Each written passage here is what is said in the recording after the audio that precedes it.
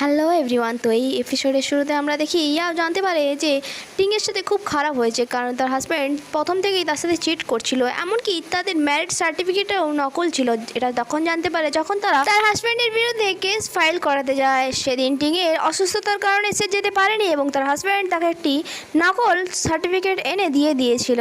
আর যা শুনে টিং অনেক চিন্তায় পড়ে যায় এবং সে অনেক কান্নাকাটি করছিল ইয়াওর কাছে, আর বলে এখন তো আমার মনে হচ্ছে ওই ব্যক্তিটি আমার সব টাকা নেওয়ার জন্য এমন করেছে, আমিও ওই বাসার ডাউন পেমেন্টও সব করে দিয়েছি।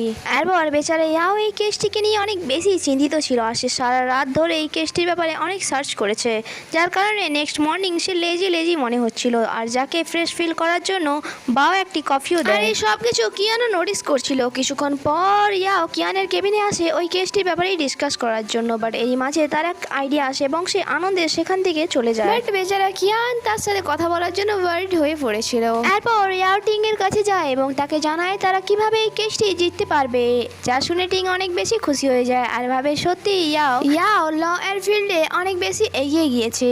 আজ ইয়াও খুশি ছিল এবং সে সেই জন্য ডিনার বানিয়েছিল এবং যা সে ফটো তুলে তার স্ট্যাটাসেও দিয়ে দেয়। আর এটা কিয়ানো দেখে আর সে ইয়াওয়ের হাতে তৈরি খাবার অনেক বেশি মিস করে। এরপর সে মাঝ রাত্রে গুজনের বাসায় চলে যায় এবং সে নিজে তো ঘুমায়নি, গুজনকেও ঘুমোতে দেয় না, আর সেখানে বসে সে ড্রিঙ্ক করে যাচ্ছিল। গুজন যখন বারবার তাকে জিজ্ঞাসা করে তখন সে বলার জন্য রেডি হয়ে যায় আর বলে রিলেশনশিপের ইস্যু।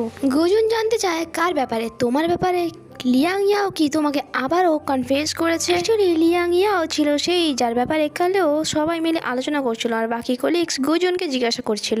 গুজনের তো তাকে নিয়েই সন্দেহ হয়, বাট কিয়ান বলে আমি আমার এক ফ্রেন্ডের কথা বলছি তোমায়, নাকি আমার কথা। অ্যাকচুয়ালি আমার ফ্রেন্ডকে কোনো মেয়ে প্রপোজ করেছে, আর তারপর সে একেবারে স্ট্রেঞ্জারের মতো বিহেভ করছে, কোনো মুভি নিচ্ছে না আর নাই কোনো রেসপন্স করছে, যেমন সে এই ব্যাপারে কিছুই জানে না। গুজন বলে তোমার ফ্রেন্ডকে বলো সে হয়তো তার প্রপোজালে কিছু রেসপন্ড করেনি, যার কারণে তার রিজেক্টেড ফিল হয়েছে।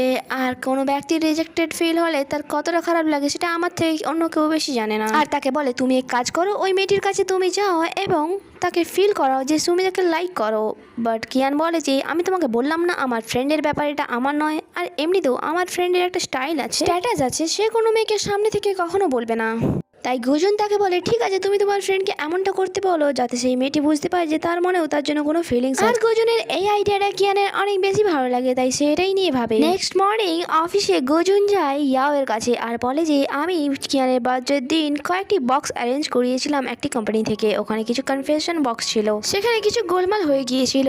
কোম্পানি থেকে আমাকে কল করেছিল আর বলে যে ওখানে কিছু কনফেশন বক্স ছিল আর যেগুলি আমাদেরকে দেওয়া গিফটগুলির মধ্যে নাকি চেঞ্জ হয়ে গেছে। কিয়ানের কাছে কোনো ভুল গিফট চলে যায়নি, তো ইয়াও বলে স্যার যদি বসের কাছে কোনো ভুল গিফট যেত তাহলে আপনার কি মনে হয় এখন পর্যন্ত চুপ থাকতো, এতক্ষণে অফিসকে মাথায় তুলে নিত। এরপর আমরা দেখি কিয়ান অনেক সাহস জগিয়ে ইয়াওকে তার কেবিনে ডাকে আর সেই ইয়াওকে বলে আমার বার্থডের দিন তোমার দেওয়া গিফট আর সেখানে লেখা থটস সব কিছুই আমি অ্যাকসেপ্ট করে নিয়েছি, বাট এই ব্যাপারে আমি এখনো কোনো ডিসিশন নিইনি, আমি ভেবে তোমাকে বলবো। কিয়ান লজ্জা পাচ্ছিল এবং ইয়াওকে একটি পজিটিভ সিগন্যাল দিচ্ছিল, যখন কি ইয়াও অনেক বেশি খুশি হয়ে যায় এবং সে বলে যে বস আপনি ভাবতেও পারবেন না আপনার এই কথায় আমি কত খুশি হয়েছি, আমি আপনাকে এত খুশি আর স্যাটিসফাইড রাখবো যে আপনি অবাক হয়ে যাবেন। আর এটা শুনে কিয়ানের মুখে এক মিস্টিরিয়াস স্মাইল ছিল, আর ইয়াওয়ের এই কথা শুনে সে অনেক বেশি লজ্জা পাচ্ছিল। বাট যখনই ইয়াও বলে তাহলে বস আপনি আমার স্যালারি কত বাড়ানোর কথা ভাবলেন, 10% ইয়া 20%? আর যা শুনে কিয়ানের মুড খারাপ হয়ে যায় যে আমি কি বিষয়ে কথা বলছি আর সে এখনো তার স্যালারি বাড়ানোর পিছনে পড়ে আছে। বাট বেচারা ইয়াও তো ওই দিন তার বসের সামনে এই থটটি রেখেছিল যাতে তার স্যালারি বাড়িয়ে দেওয়া হয়। কিয়ান তাকে কিছু এক্সপ্লেনেশন দিত, তার আগেই সেখানে ওয়াও চলে আসে একটি কেস নিয়ে। কিয়ানের মুড একেবারে খারাপ হয়ে গিয়েছিল আর সে তার দুজনকেই কেবিনের বাইরে করে দেয়। যখন কি ইয়াও বাইরে এসে ভাবছিল যে বসকে আজকাল দেখে অনেক বেশি মিস্টেরিয়াস মনে হয়, সে কখন খুশি হয় আর কখন রেগে যায় তা বোঝাই যায় না। আর সাথে সাথে তার মনে পড়ে গিফট বক্সে কিছু মিক্স হয়েছিল আর বস বললো এক্ষুনি তোমার থট আর তোমার গিফট, আর তখনই তার মাইন্ডে আসে যে আমার গিফটের মধ্যে কিছু প্রবলেম হয়ে যায়নি তো, আমি ভুল গিফট দিয়ে দিইনি তো বসকে। তাই তখনই সে কিয়ানের কাছে যায় আর বলে বস আমার দেওয়া বার্থডে গিফট কি আপনার পছন্দ হয়েছে? আর যা কার্ডে লেখা ছিল সেটা যা শুনে কিয়ান অনেক বেশি লজ্জা পায় আর বলে অ্যাকচুয়ালি আমি অনেক বেশি রিজার্ভড পারসন আর এই ব্যাপারে এখনো আমি কিছু ভাবিনি, আর এটা শুনে ইয়াও বুঝতে পেরেছিল সে ভুলেই কোনো বড় ঘটনা ঘটিয়ে ফেলেছে। তাই সে লুকিয়ে বাওয়ের বদলে কিয়ানের ভিলাতে চলে গিয়েছিল আর সে স্টাডি রুমে গিয়ে সেই বক্সটি খুঁজে পায় যা আজ পর্যন্ত কিয়ান যত্ন করে রেখেছিল। আর যখন ইয়াও বক্সের ভেতরে থাকা কার্ডটি দেখে যাতে লেখা ছিল আই লাভ ইউ আর আমি তোমার সাথে একটি বেবি চাই, সে শকড হতো তার আগেই সে কারোর আসার আওয়াজ শুনতে পায় এবং সে পর্দার পেছনে লুকিয়ে যায়। অ্যাকচুয়ালি মম ড্যাড আজ এখানে এসেছিল স্টাডি রুম সাজানোর জন্য,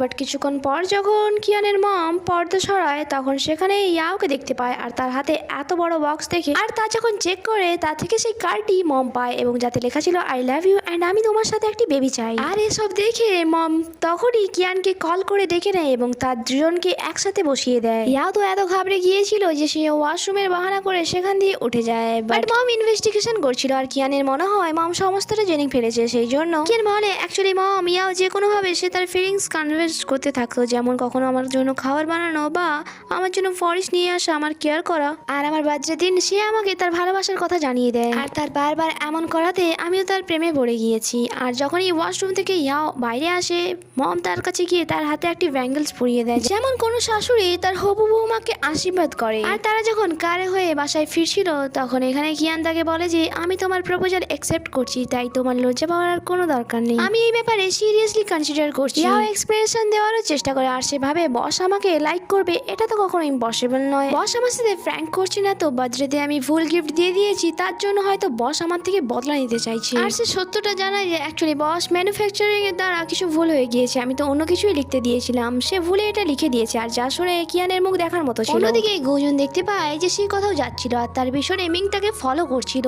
তাকে কলও করে জানানোর জন্য, বাট সি কল রিসিভ করে না। তাই সে তখনই ইয়াওকে কল করে আর জানায় যে মিং সিকে ফলো করছে। ইয়াও এর সিকে নিয়ে অনেক বেশি চিন্তা হচ্ছিল, তাই কিয়ান এখানে তাকে হেল্প করে আর তার বাসার দিকে যায়। অন্যদিকে গুজুন যে কিনা সির অ্যাপার্টমেন্টের কাছেই ছিল, তাই সে তাড়াহুড়ো করে চলে যায় যাতে মিং সিকে ডিস্টার্ব করতে না পারে। সে অনেক চেষ্টা করে মিংকে আটকানোর, বাট সে জোর জবরদস্তি করে রুমের ভেতরে এন্টার হয়ে যায়। সি তাকে মারে এবং নিজে থেকে দূর করারও চেষ্টা করে, বাট কথায় আছে না কুকুরের লাজ কখনো সোজা হয় না। আর এন্ড টাইমে গুজুন চলে আসে সেখানে, অ্যালার্ম বাজিয়ে দেয় আর ফলে মিং যখন ডোর ওপেন করে মিংকের ফেসে একটি পাঞ্চ মারে এবং সেকে গিয়ে হাগ করে। গুজুনের হাতে মিং মারও খেয়েছিল আর এটা রিভেঞ্জ নেওয়ার জন্য সে বলে যে আমি তোমার দুজনকে বদনাম করে দেবো আর এই সবের জন্য জুন হাংকেও পে করতে হবে। বাট সি তাকে রেকর্ড দেখিয়ে দেয় কারণ সে তার রুমে ক্যামেরা লাগিয়ে রেখেছিল আর সে বুঝতে পেরে গিয়েছিল যে তার অকাত কি। এন্ড সি তাকে তার ড্রেস ছুঁড়ে মারে আর বলে এখান দিয়ে দূর হয়ে যাও। তারপর সে গুজনকে হাগ করে নিয়েছিল, সেখানে গুজনকে দেখে সি অনেক খুশি হয়েছিল।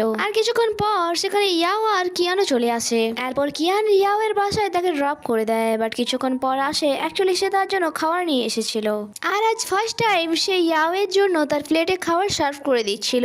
অ্যাকচুয়ালি তার মনে হচ্ছিল সে সিকে নিয়ে অনেক বেশি চিন্তা করছে। এভাবেই তারা কথা বলছিল আর খাচ্ছিল এবং কিছুক্ষণ পর ইয়াও এর মনে পড়ে যে অনেক রাত্রি হয়ে গেছে, তাই তার বসকে বলে যে আপনি বাড়ি ফিরে যান কারণ অনেক রাত হয়ে গিয়েছে, আর সকালে আপনার অফিসও আছে। যা শুনে কিয়ান রেগে যায় আর বলে তুমি আমাকে তাড়াতে চাইছো, আর সেখান থেকে চলে যায় সে। ওয়েল খাওয়ার পর ইয়াও তার হাত থেকে সেই ব্যাঙ্গেলসটি খুলে ফেলে যা কিয়ানের মম তাকে পরিয়েছিল। ইয়াও যখন বিছানায় শুয়েছিল তখন সে ভাবে বস আমাকে যে কথাগুলো বলছিল সত্যি কি বস আমাকে নিয়ে সিরিয়াস হচ্ছিল। আর সেভাবে বস কত হ্যান্ডসাম অ্যান্ড কত কোয়ালিফাইড আর তার লাইফে সে কত বেশি সাকসেসফুল, তার আর আমার কোনো ম্যাচই নেই, আমার এইসব ভাবা উচিত নয়, আমি তার যোগ্য কি করে হতে পারি। অন্যদিকে কিয়ানের তো ঘুমিয়ে আসছিল না, ফাইটের সময় গুজনের পায়ে আঘাত লেগে গিয়েছিল, তাই কিয়ান তো তাকে হুইল চেয়ারই গিফটে পাঠিয়ে দেয়। কিছুক্ষণ পর আবার তার ডোরে কেউ নক করে, বাট সে রেগে যাচ্ছিল কারণ তাকে এই অবস্থাতে বারবার ডোর খুলতে হচ্ছিল। বাট যখন সে সিকে দেখে তখন সে খুশি হয়ে যায়। ইভেন সে তো সির জন্য স্লিপার্সও কিনে রেখেছিল এই আশায় যদি কোনোদিনও সি তার বাসায় আসে। আজ তার অপেক্ষার ফল সে পেয়েছিল, ওই যে কথায় আসে না সবুরে মেয়া ফলে। ওয়েল এরপর সি বলে যে আমি তোমার কাছে এত ঋণী, আমি জানি না এই ঋণ কখনো শোধ করতে পারবো কিনা। আর যা শুনে গুজন স্যাড হয়ে যায়। আর এখানেই এই এপিসোডটি শেষ হয়। বন্ধুরা আপনাদের যদি আমার এক্সপিরিয়েন্স ভালো লাগে থাকে প্লিজ প্লিজ প্লিজ চ্যানেলটিকে সাবস্ক্রাইব করে আমাকে সাপোর্ট করবেন যাতে আমি আপনাদের জন্য এইভাবে নতুন নতুন ড্রামার এক্সপ্লেনেশন নিয়ে আসতে পারি। দেখা হচ্ছে পরে এপিসোডে, টাটা।